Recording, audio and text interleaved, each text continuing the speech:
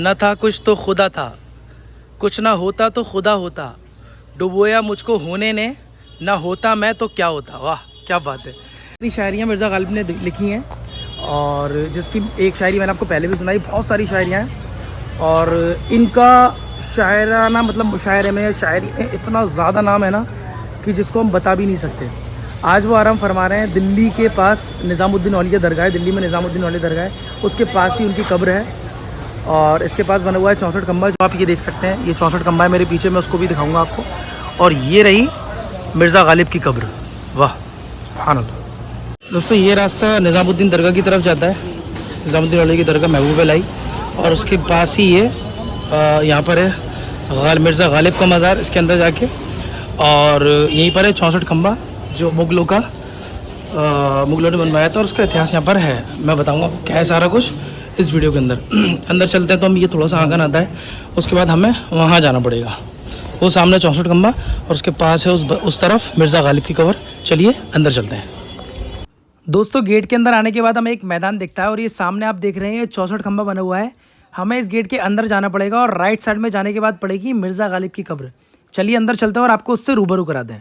दोस्तों जैसे ही हम इस छोटे वाले गेट को पार करेंगे और सामने ये मकबरा बना हुआ है, यही है हिंदुस्तानी तारीख़ के अजीम शायर मिर्ज़ा गालिब की कब्र, जिन्होंने शायरी की दुनिया में पूरे जहान में ऐसा नाम कमाया है ना कि जिसको हम लफ्ज़ों में बयां भी नहीं कर सकते। और इन्होंने अपनी ज़िंदगी में इतनी ज़्यादा शायरियाँ लिखी हैं ना कि मतलब किसी को भी वो सारी शायरियाँ याद ही नहीं होंगी। यही वजह है कि मिर्ज़ा गालिब को दबीरुल मुल्क और नज़्मुद्दौला का खिताब भी मिला था। हज़ारों ख्वाहिशें ऐसी कि हर ख्वाहिश पे दम निकले, बहुत निकले मेरे अरमान लेकिन फिर भी कम निकले।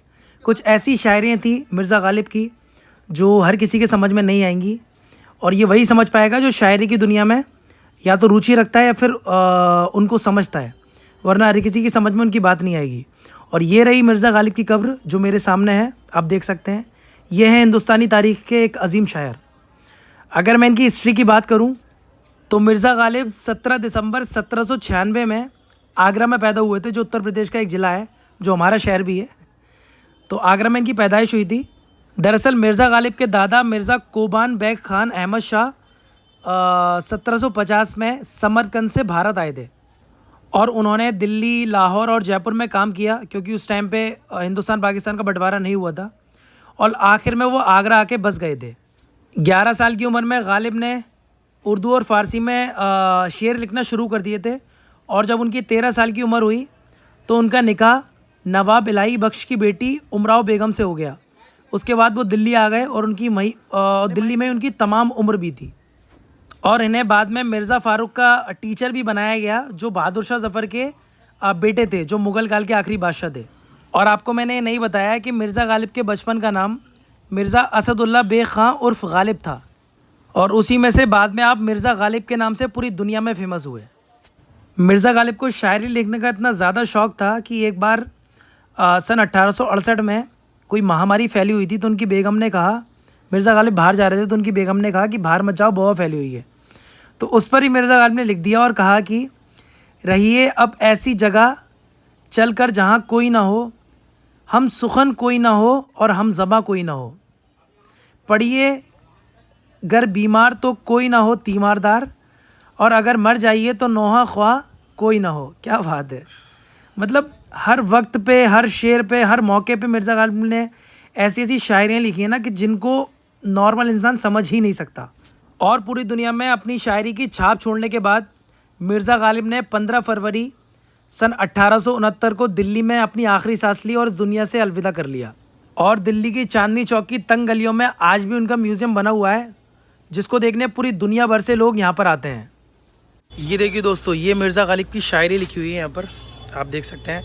न था कुछ तो खुदा था, कुछ ना होता तो खुदा होता, डुबोया मुझको होने ने, ना होता मैं तो क्या होता। वाह क्या बात है।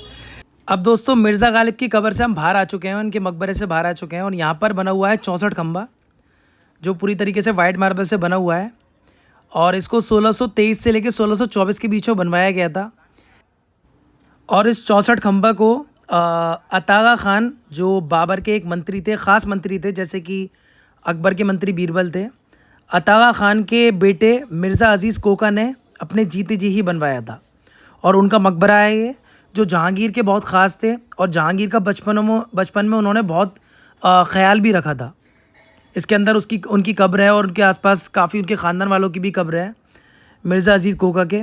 और ऐसा भी कहा जाता है, इसमें कितनी सच्चाई कितनी नहीं, ऐसा कहा जाता है कि जब हुमायूं पैदा हुए तो उनकी माँ को दूध नहीं आता था, तो मिर्ज़ा अज़ीज़ कोका ने अपनी छाती से उनको दूध पिलाया है।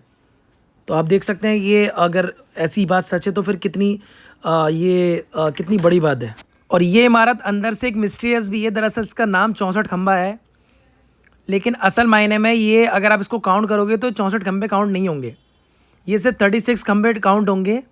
लेकिन फिर भी इसको 64 खंबा इसलिए बोला जाता है क्योंकि इसके चार तरफ जो 4 दीवारें हैं और या 4 नींवें हैं, तो वो 4 पिलर से रुकी हुई है और बीच बीच में कहीं कहीं 2-2 पिलर हैं, तो इस हिसाब से पूरा काउंट करके 64 होता है।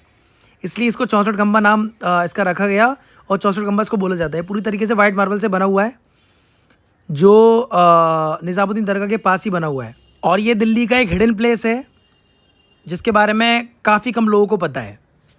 तो दोस्तों, ये सारा कुछ था आज की इस वीडियो में मिर्ज़ा गालिब के बारे में, 64 खंबे के बारे में। अगर आपको हमारे द्वारा दी गई जानकारी पसंद आती है तो हमारी वीडियो को लाइक करिए और ज़्यादा से ज़्यादा इस वीडियो को शेयर करिए। और अगर आप पहली बार हमारे चैनल पर आएँ तो फैज़ व्लॉग को सब्सक्राइब करना बिल्कुल भी ना भूलें। और ऐसी इन्फॉर्मेटिव वीडियोज़ के लिए हमें लाइक शेयर फॉलो ज़रूर करें। हम आपके लिए ऐसी इन्फॉर्मेटिव वीडियोज़ लाते रहेंगे, तो प्लीज़ हमें ज़्यादा से ज़्यादा सपोर्ट करिए, फॉलो करिए और सब्सक्राइब ज़रूर कर लेना यारों।